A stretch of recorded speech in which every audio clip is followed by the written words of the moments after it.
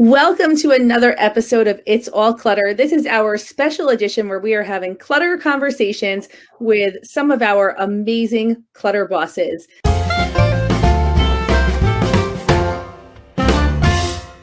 Today we're talking to Lisa. Lisa, thank you so much for being here with us.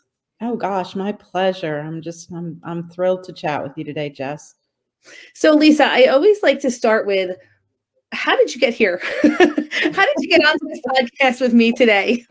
Oh my gosh. Well, let's see. So I guess, I've been I'm going to say CBA, Clutter Boss Academy, since March. And before that, I, like everybody else, wasted a lot of time scrolling through the internet, being on my phone. And one day there was a pop-up for, I think it was called Clutter Boot Camp. I'm not sure. I don't remember exactly what it was called.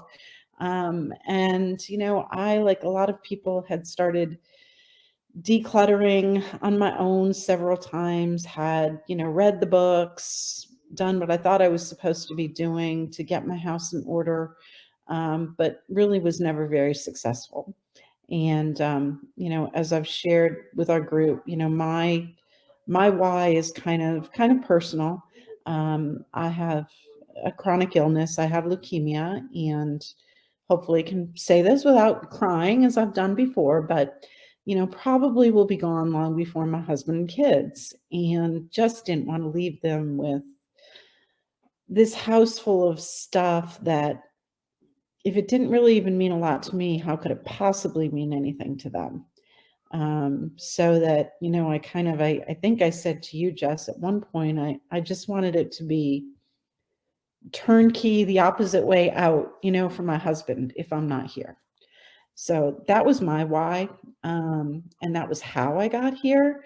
It wasn't long after I joined, the boot camp, that I was fortunate enough to come into CBA, and it just has been life-changing. And I'm not a poster child for getting it done quickly. So that'll be somebody else's job, because that's not mine. But if anything, I like to reassure people that you you can do it. You can do it in small steps, even if you're feeling rotten. So, Lisa, I just honor your why so incredibly much. Um, as a professional organizer, I've worked in so many houses or worked with so many estates that are being cleared out. And I talk about this in general frequently, but there's a big connection between grief and clutter. And there's a lot of clutter around grieving, right? Like physical yeah. clutter that impacts grieving. And to spare your family from that complicated emotional path is such a gift that you can give to them. So I want to just say I am so honored that you chose to work with us and are choosing to share your story with us, because it's so impactful for so many people. So Oh, thank you. thank you. It does feel good. I spent the first couple months really weepy about it. As you know, I mean, I don't think I could get through a single coaching call without just being a blubbering idiot. And really didn't think there would come a point in time when I could share my why without, getting like that, or even necessarily feel good about it, as opposed to feeling like it was just the right thing to do. That's changed significantly. I mean, I'm not happy that it's changed, but I really feel like it's so important for people to hear. So I feel a lot of gratitude that it has changed. Oh, Your thanks. message is going to make a huge difference. Good, good. So when we talk about clutter, do you have any specific like first memory of clutter growing up? Like, how far back does this clutter connection go? No. That's a good question. Um, Probably, my real first memory of feeling like I had a clutter issue um, was probably in college, and it was probably, well, not probably. I know it was my sophomore year. I became an RA, a resident assistant, And my single room, which sounded oh so very glamorous, was literally the size of a shoebox. I could hold my arms out like that and almost touch both walls. And so when I moved back onto campus and I was moving into my shoebox, I was like, holy mackerel, I've got a lot of stuff. Like I don't need all this stuff. I can't live in a shoebox. But yeah, and I don't have anywhere to pile it up, and what am I gonna do with it? But it was this thing like, oh, if I get rid of it, I might need it. And what if I need it and I won't be able to, run out quickly and get it? And oh my gosh. And so I never did anything with it. I just let it pile up and, took my bitty shoebox and shoved as much stuff as I could into it. And eventually, I mean, at the end of the year, I did, did get rid of it, but that's my first memory. My second big memory was my husband and I, our first apartment. Um, we got married a long time ago, back in the day before there were registries, but people still bought you tons of stuff, um, and just sitting in that apartment, looking at all the boxes going, oh, what am I going to do with it? And not having the tools necessarily in my brain to say, oh, it's okay if we don't keep that. We should return it. It was, oh, we have to keep that. Aunt Sally gave that to us. What if Aunt Sally ever comes over and doesn't see her, 30-pound bowl sitting on our table? So yeah, and it kind of spiraled from there. Always feeling like I couldn't get rid of anything anybody ever gave me. And I certainly had to have what I perceived everything to make our house run smoothly, which is so far from the truth. But that is something that's sold to us over and over and over and over and over again, right? The more you buy, the easier your life will be. The more you bring in to solve this problem, the easier it's going to be. Yeah. I mean, as someone who at one point had, I don't know, upwards of 20 plus empty bins sitting out in my garage. Why was I saving those? I still don't even know. I've gotten rid of them because I refuse to have them, fill back up. But yeah, it's a good question. What do we need with all this stuff? I'm working on a workshop right now, and it occurred to me that, I always talk about how hoarding is human nature, right? Like we have been collecting forever and ever and ever, and it's always been an evolutionary advantage.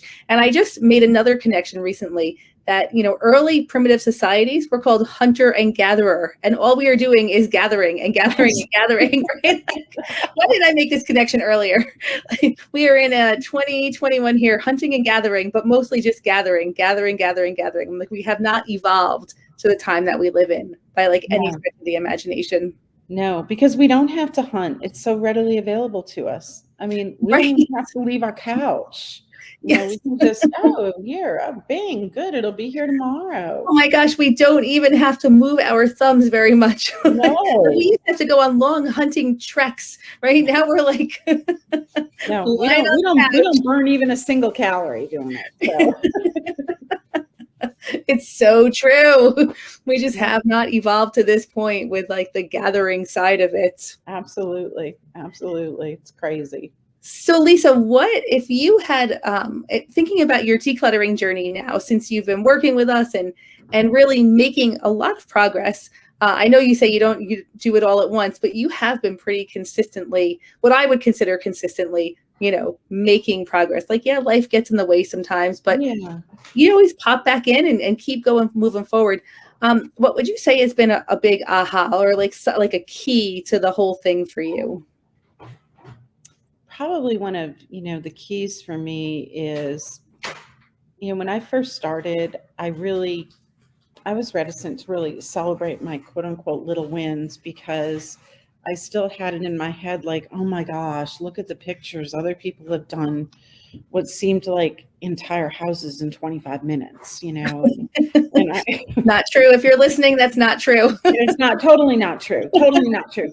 But you feel that, you kind of feel Yes. that way, like, wow, how did they get there? And I'm so jealous. And now I'm going to look at my 25 bins that still have junk in them. And oh my gosh, what am I going to do? Um, but one of the things that really clicked with me probably about 6 weeks in was having to celebrate sort of the little wins.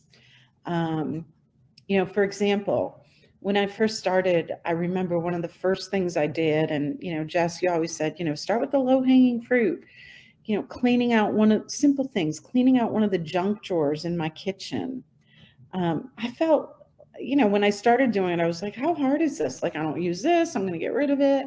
But then when I could see that space and I could actually see what was in there and not have to go digging through to find the pair of scissors, was this really aha moment. Like, wow, all right, it's only a drawer, but this principle can be applied to just about, everywhere in my house and in my life. And I mean, I really celebrated that drawer. I really, really did. And another thing that stuck out to me was during the first week of, I guess it was boot camp, um, where I had in my head, stop the flow in, stop the flow in. And, I'm a Hobby Lobby addict. I love to go into Hobby Lobby. Um, I create crafts I have my own business, so I'm in there a lot. I run out of paint, I run over there, and it's only 10 minutes from my house. But I could not remember a time when I went in just to get things for my business where I didn't pick up something else that I just had to have, because that would look so beautiful on the entryway table or so lovely somewhere else. And it was crap. So I remember posting, I went into Hobby Lobby today and you know what? I got what I needed, but I didn't get anything else. I It was remember like, that post also. you remember? Mhm. That was so huge for me. And again, other people out there listening might think, oh, how hard can that be? Well, I want to tell you, everyone struggles with their one store or two stores or 10 stores. yes, If it's your Hobby Lobby, it's somebody else's Target or dollar right, store or, right, whatever it is, or even grocery store where you just keep piling on stuff. yes, You're like, you know what?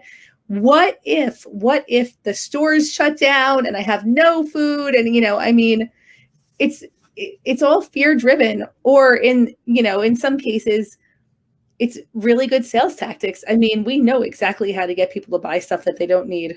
It's right, right. I mean, I've lived in two places where fear is instilled pretty much on an ongoing basis. I grew up in the Northeast, where if you were going to have a blizzard, you had to go to the grocery store and clear it out.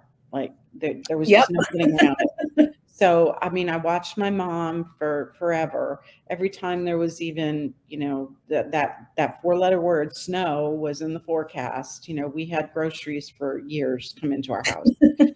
And then I moved south, and I'm right outside of Charleston, and we're in big hurricane country.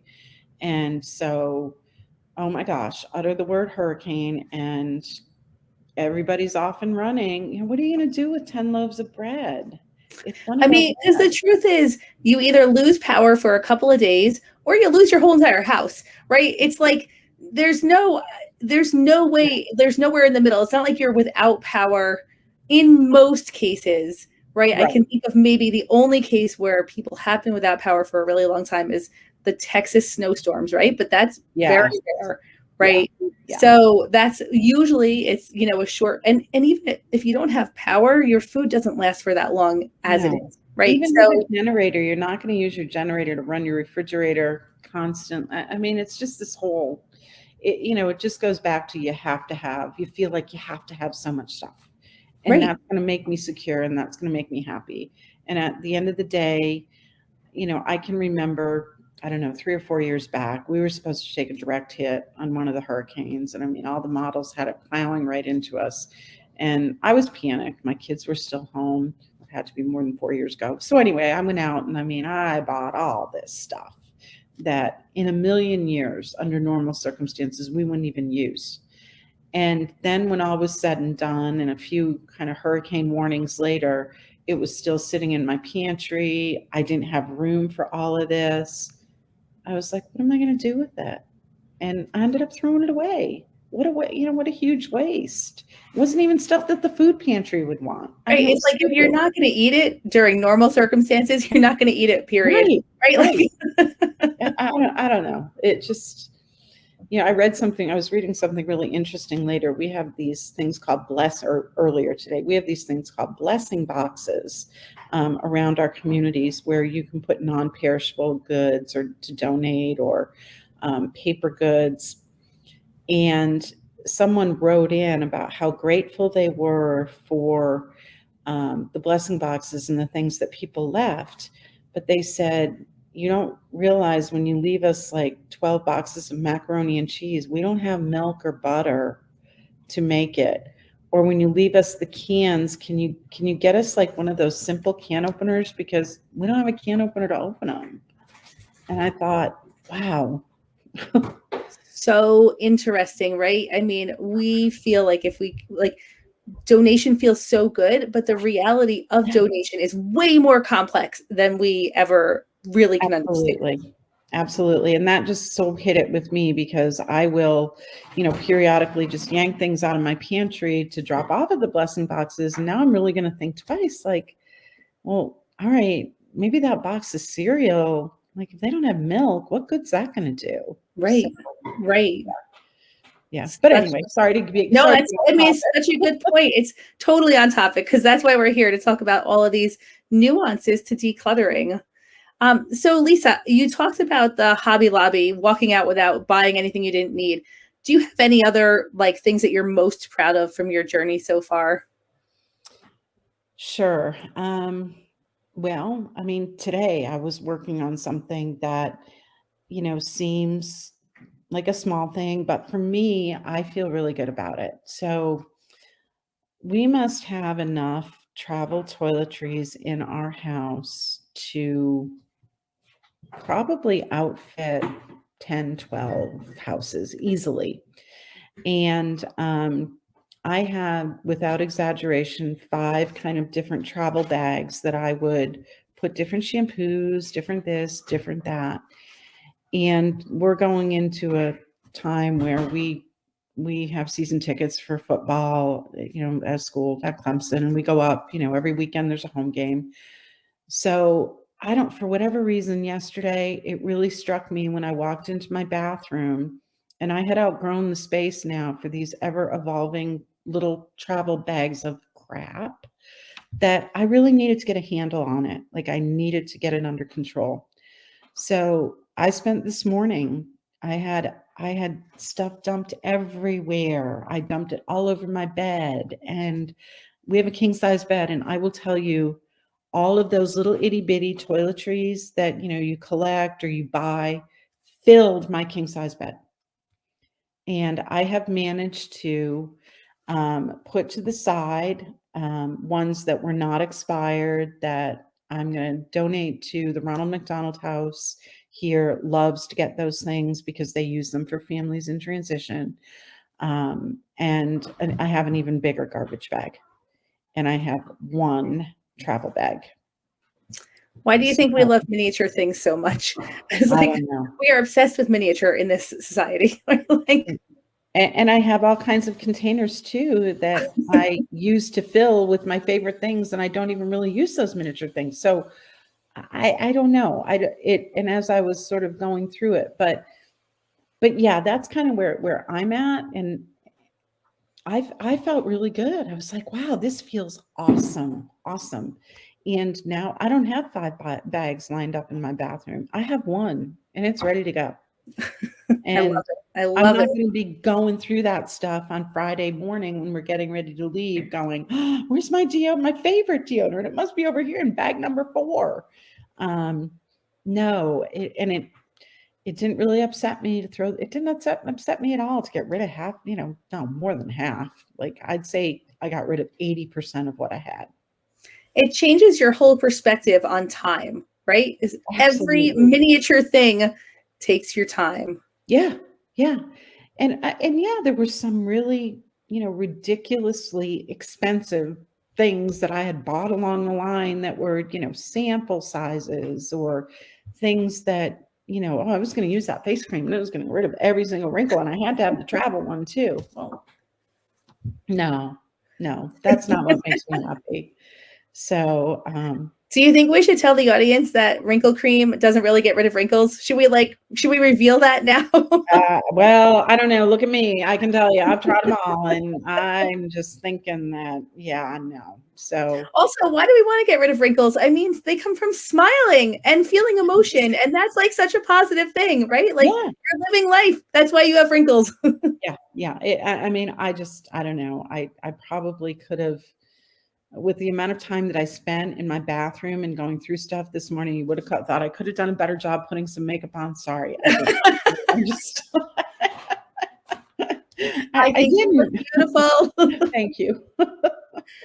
I'm on the fence about makeup because I mean, it can be really fun sometimes, but then also I think to myself, do I want to spend my like, even if it's 5 minutes, do I want to spend 5 minutes of my life painting my face? Like, I Yeah. don't know. Like, you have to want to do that, right? It has to feel good. Yeah, well, and for me, it's purely an environmental thing. Like I said, I live outside of Charleston, South Carolina. It's what is my, oh, it's only 92 right now with a humidity level of about 80 something percent. So, you know what happens when I put makeup on and I go out? It ain't pretty. It weeps. Yeah, it's really kind of gross.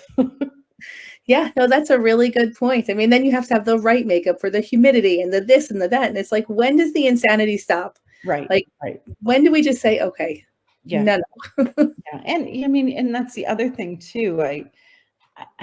You how many tubes of mascara can you collect? And something that one of the Clutter Boss coaches so resonated with me about, you need to be getting rid of your mascara every few months or whatever. I mean, you think about the germs that you're taking that little wand out and then sticking it in your eye, for God's sake. And then we feel badly that we've accumulated 15 tubes of mascara. We don't want to throw them out because we probably paid $30 for the last one. So we're going to hold on to it. And then if we really get lucky, we can infect our eye. Right. So In the most germ conscious society that we have ever lived in, yes, we yes, carry around petri dishes everywhere. right, right. So, I mean, that's something I just, like I said, today was toiletry day and travel toiletry day. I did my bathroom drawers and cabinets, a few months ago, and I don't really have much of anything. I mean, I have what we use, and that feels so good that when I do have to replace something, I actually have a space to put it in. I don't have to reorganize everything. Um, and I mean, I mean, you talk a lot, Jess, about, loving your house. Like, I love my bathroom. I love it because it's so organized. And Shout it from the rooftop, Lisa. I yeah, love my it's bathroom. true. You It's should love your bathroom. Yeah, I mean, it's true. There's still other areas of my house I don't love so much. I don't love my office/craft room. It's a hot mess. Um, I'm getting better, but it's still a mess. There's still a lot that needs to go. I think one of our coaches, Marie, she always says this, when she's like, it's okay that it's a mess because this time I know it's going to change. And that's the thing that is the most important thing. I am confident 100% there's no question it's going to change. So it doesn't matter how long it's a mess for because it's a process, but now I can do it. So that's it. Like that's Absolutely. all that matters. Right. I mean, you're not, I mean, sure, I have rotten days. I have days when I, doubt like, oh God, I'm never going to get through that bin of garbage. I'm just never going to get through it. But I've learned kind of how to bring myself back up and reframe it in my head that it's okay that I just had those doubtful feelings because I know what it takes to get it done. Absolutely. So Lisa, I've been ending on this question. Um, It's an interesting question for you, I think, and feel free to not answer it if you don't want to. It's But the okay. question is, what does your future hold now that you've decluttered your house, or now that you're decluttering your house? Um, so, my future actually started, well, I think your future is everything beyond right now, but the way that I want my future to look, however much time I have left, on this physical earth, I just want to be able to spend as much time with my family as humanly possible, making really good memories. And I was able to do that for the first time I mean, I've made a lot of memories with my family through the years, but leading up to vacations and day trips and having people over, for dinners and parties and everything has always really been very, very stressful for me. And I could never quite figure out why, and I can remember when the kids were growing up thinking like, oh my God, this house is such a mess and your grandmother's coming over and we've got, people and now we've got to spend 3 days getting it all in order.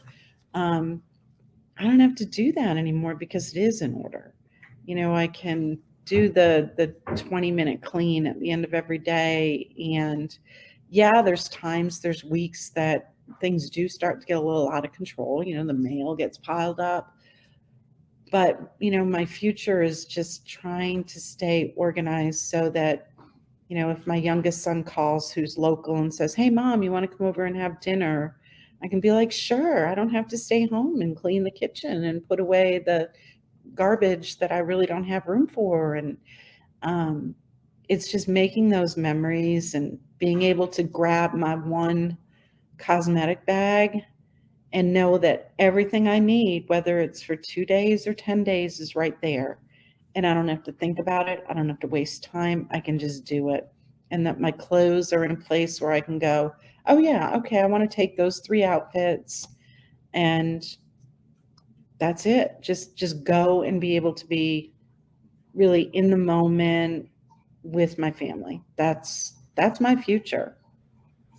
That's a beautiful future.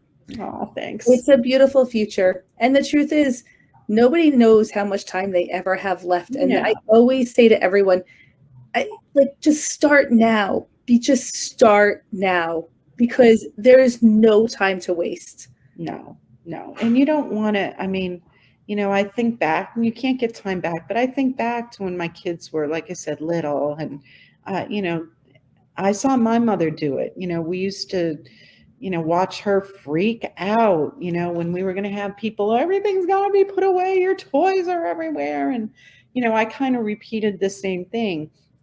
And of course, my kids had way too much. And, All probably, kids have way too much. yeah, Every single child has way too yeah, much. probably played with, 2% of what they had, right? And it just created such chaos in our lives. I mean, I so, so, so wish that I knew back then what I know now, because I think it would have made everybody's lives, so much easier and so much better. But I can't do that. But I can do it going forward so that, we're empty nesters. It's just my husband and I and our dogs here. And I don't need to make it stressful on him when we're getting ready to go somewhere. I don't have to be a maniac running around anymore, trying to put things away. And I don't have to hate my house when I get home because it's an absolute mess and there's crap everywhere. It's not like that. And it's not going to ever be like that again.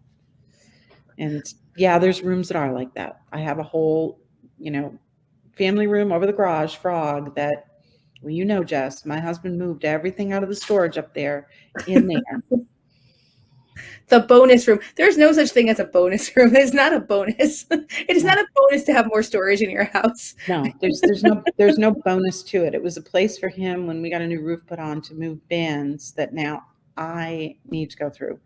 And I'm doing it, but I'm doing it the way I've decided to do it is holiday by holiday, season by season. And a few weeks ago, I managed to get through the fall stuff, and I forget, 12 or 13 bins down to like 5, I think. So that was pretty huge. Awesome. That's awesome. Yeah. So that's my future. I love it, Lisa. I love it. And I'm Thanks. again, so grateful that you joined me on this podcast today, shared your really incredible story, and just have no doubt in your mind that when people listen to this, they are going to feel moved by it and Oh, I hope so. moved into action. So Well, thank that's, you. and just my last kind of parting advice is celebrate the small stuff, Hmm. because it's so important. Celebrate that drawer, celebrate walking into the store and not buying something, celebrate your bathroom, cleaning out your toiletries, celebrate throwing something away and not feeling guilty about it, because Absolutely. We don't need you any don't more feel guilt in guilty. our lives. No, no. We're good there. We had Yeah, our yeah, fill. we got enough. We got enough. Right. So, but Lisa, I wish you so much continued success. thanks, I Chris. love watching your journey. So thank You you so much for too. sharing. And if you're listening on YouTube, go ahead and like and subscribe so you always get notified when we have another Clutter conversation, which we're doing now once a week. And from all of us, Lisa, thank you. Thank you. Oh, Thank you you're for being our welcome. guest today. Have a good day, everyone. Bye, everyone. Bye, Lisa. Thank you.